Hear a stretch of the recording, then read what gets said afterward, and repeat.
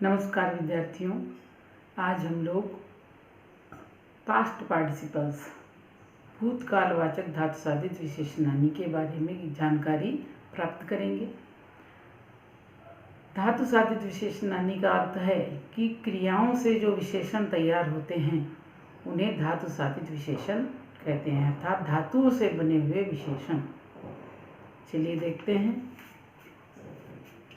भूतकालवाचक धातु साधित विशेषणानी, इनको इंग्लिश में पास्ट पार्टिसिपल्स भी कहते हैं।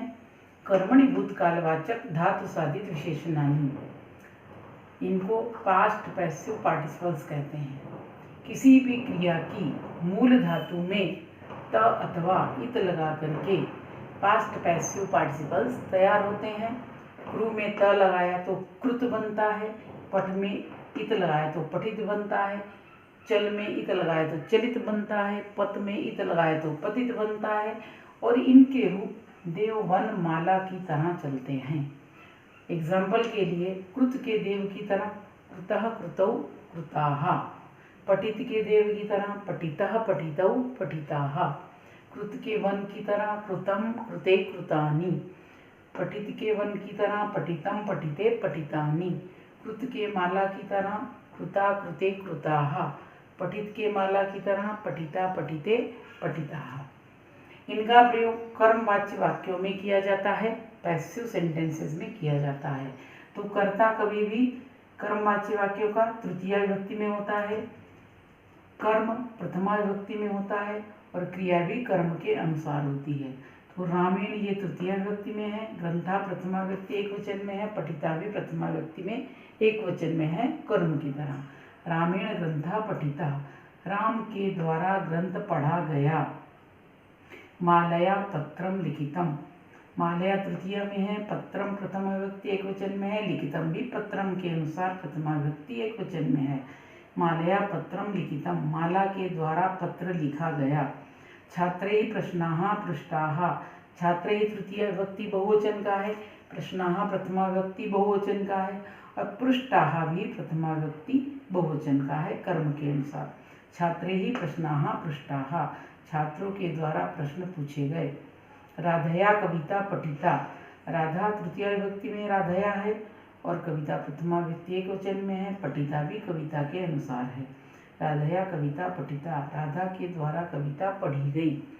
तो कहने का मतलब है कि किसी भी धातु में त अथवा इत लगा करके पास्ट पैसिव पार्टिसिपल बनते हैं। इनके रूप देववन माला की तरह चलते हैं। इनका प्रयोग कर्मवाच्य वाक्यों में किया जाता है। कर्तरि भूतकालवाचक धातु साधित विशेषणानी, इनको पास्ट एक्टिव पार्टिसिपल्स कहते हैं। किसी भी क्रिया की मूल धातु में तवत प्रत्यय लगा करके ये तैयार होते हैं। जैसे क्रू में तवत लगाया कृतवत, नी में तवत लगाया नीतवत, गम में तवत लगाया तो गतवत बनेगा, और ऐसे ही चल में तवत लगाए तो चलितवत बनेगा, पत में तवत लगाए तो पतितवत बनेगा। इसी टाइप से पठ में तवत लगाए तो पठितवत बनेगा, और इनके रूप भगवत जगत नदी की तरह चलते हैं। तो कृतवत के भगवत की तरह रूप कैसे चलेंगे? भगवान भगवंतौ भगवंता, वैसे ही कृतवान कृतवंतौ कृतवंता, नीतवान नीतवंतौ नीतवंता, और जगत जगती जगंती, तो कृतवत कृतवती कृतवंती, नीतवत नीतवती नीतवंती। नदी के रूप नदी नद्यौ नद्या, तो कृतवती कृतवत्यो कृतवत्या, नीतवती नीतवत्यो नीतवत्या। तो कहने का मतलब है किसी भी धातु में तवत प्रत्यय लगा करके, सकर्मक धातु में तवत प्रत्यय लगा करके पास्ट एक्टिव पार्टिसिपल्स बनते हैं। इनके रूप भगवत जगत नदी की तरह चलते हैं, और इनका प्रयोग एक्टिव वॉइस सेंटेंसेस में कर्तृवाच्य में किया जाता है। सब्जेक्ट अर्थात कर्ता प्रथमा विभक्ति का होता है, कर्म द्वितीया में होता है, और क्रिया जो है कर्ता के अनुसार होती है। रामा ग्रंथम पठितवान, राम ने ग्रंथ पढ़ लिया। माला पत्रम लिखितवती, माला ने पत्र लिख लिया। अपत्यम पुस्तकम पठितवत, अपत्यम नपुंसकलिंग है तो पठितवत भी जगत की तरह नपुंसकलिंग है।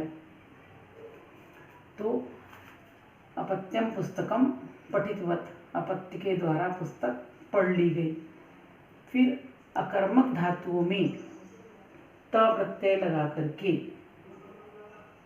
देव वर्णमाला की तरह रूप चलते हैं। जिन धातुओं में कर्म की आवश्यकता नहीं होती है वहाँ पर त प्रत्यय लगा करके देव वर्णमाला की तरह रूप चलते हैं और ये पास्ट एक्टिव पार्टिसिपल्स में इनका प्रयोग किया जाता है, अर्थात कर्तृवाच्य वाक्यों में इनका प्रयोग किया जाता है। जैसे सुप में त लगाया तो सुप्ता बना।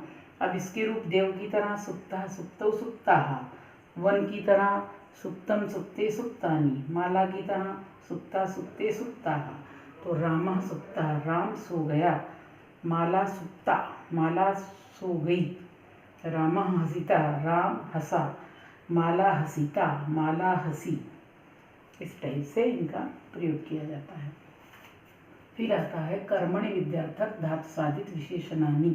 इनको पोटेंशियल पैसिव पार्टिसिपल्स भी कहते हैं। किसी भी क्रिया की मूल धातु में य, तव्य और अनीय लगा करके ये तैयार होते हैं। क्रू में य लगाए तो कार्य, क्रू में तव्य लगाए तो कर्तव्य, क्रू में अनीय लगाए तो करणीय, और इनके रूप भी देववन माला की तरह ही चलते हैं। अगर कार्य के हम देव की तरह चलाएं तो कार्य कार्य कार्य, कर्तव्य के देव की तरह चलाएं तो कर्तव्य कर्तव्य कर्तव्य, करणीय के देव की तरह चलाएं तो करणीय करणीय करणीय, कार्य के अगर वन की तरह चलाएं तो कार्यम कार्य कार्याणि, कर्तव्य के वन की तरह चलाएं तो कर्तव्यम कर्तव्य कर्तव्यानि, करणीय के वन की तरह चलाएं तो करणीयम करणीय करणीयानि। ऐसे ही कार्य के यदि माला की तरह चलाएं तो कार्या कार्ये कार्याः, कर्तव्य के कर्तव्या कर्तव्ये कर्तव्याः, करणीय के करणीया करणीय करणीयाः। कहने का मतलब है किसी भी धातु में य, तव्य और अनीय लगा करके पोटेंशियल पैसिव पार्टिसिपल्स तैयार होते हैं। इनके रूप देववन माला की तरह चलते हैं। इनका प्रयोग भी कर्मवाच्य वाक्यों में अर्थात पैसिव वॉइस सेंटेंसेस में किया जाता है। जैसे कि रामेण ग्रंथा पाठ्या, राम के द्वारा ग्रंथ पढ़ा गया।